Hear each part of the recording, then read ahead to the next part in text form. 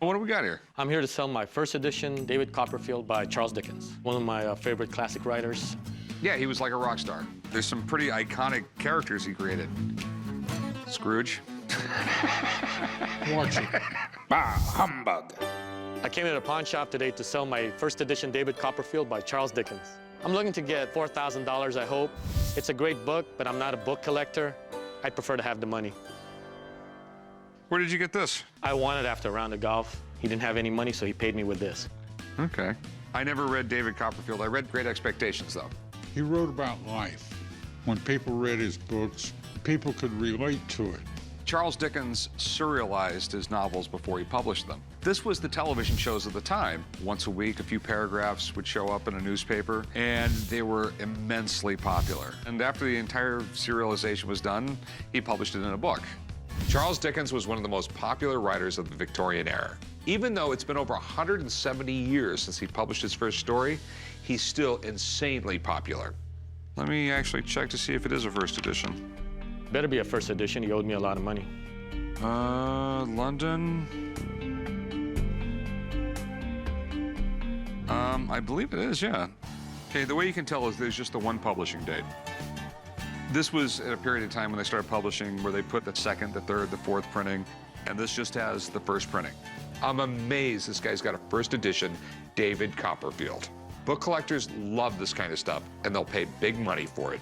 Problem is, I'm not 100% on what I should be paying for this, and my book expert is not around today, but my gut is telling me to buy it. How much you want for it?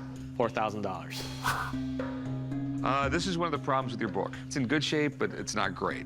The spotting on the pages right here, condition is everything. But, you know, it's from the 1800s. I'll give you $1,000. That's a first edition. How about $3,000? If I pay you $3,000 for that, there ain't enough room left in there for me to make mine. How about $2,000? Rick, good, you pay him $1,200 for the damn thing. Let's get it over with. I'm not selling it for $12,000. It's a Charles Dickens first edition. Big deal. How about $1,500? I'll just take it back. I'll go 16.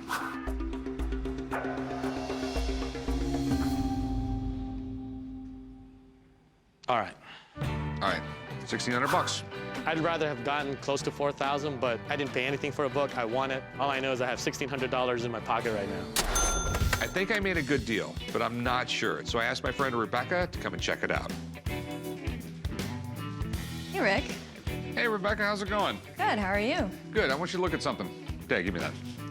Wait a minute. Don't lose my place, damn it. Apparently, Rick bought what he thinks is a first edition Charles Dickens. Dickens was probably the most popular writer in the 19th century, and it's pretty difficult to find first editions of this book. It's a first edition, right? Well, we're going to check that. With some books, you know the first edition is the most collectible, but with some editions, there are issues within the edition, and you always want the very earliest. You want edition number 1, issue number 1. All right. So we're going to check not only for it being a first edition, but for it being a first issue. All right.